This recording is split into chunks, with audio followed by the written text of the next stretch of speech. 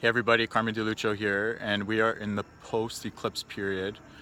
Solar eclipse in Leo, Great American Eclipse, whatever you want to call it. And I decided to go for a swim in this lake.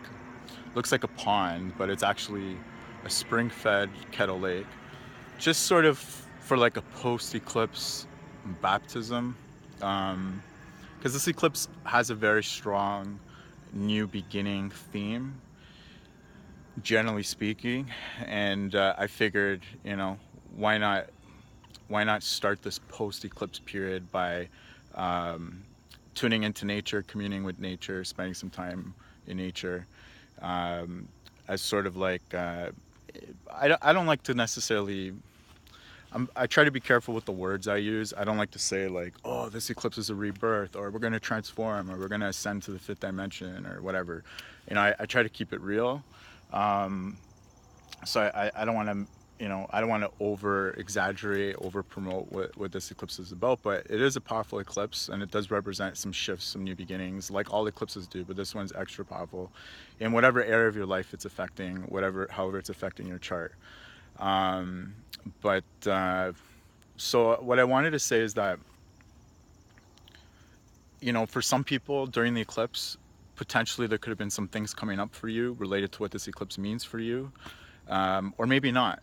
For me, nothing really came up for me at the time because I was sort of caught up in the whole spectacle of it. I was at an event where there was thousands of people watching the eclipse, telescopes, and all that, and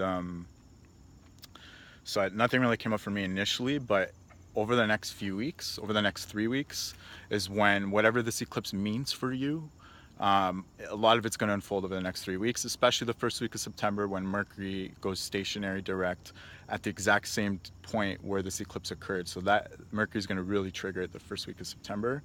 Um, and it's going to be trine Uranus, and there's just, it could be unexpected things happen.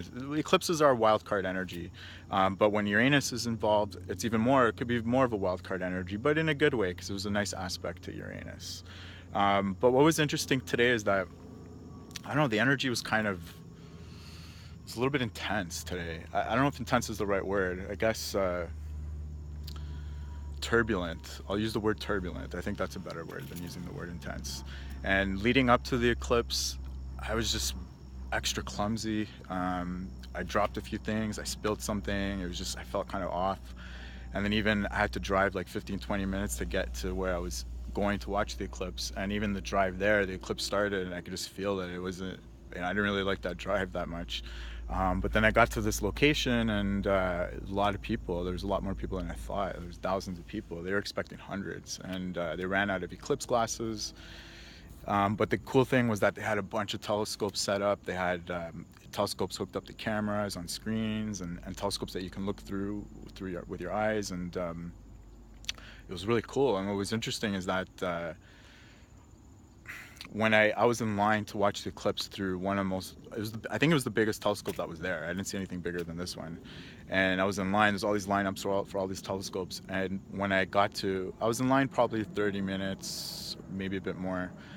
And when I got to the telescope, when it was my turn, that was right at the peak. The guy said, "Oh, it's the peak right now. Hurry up, we got a lot of people that want to see it."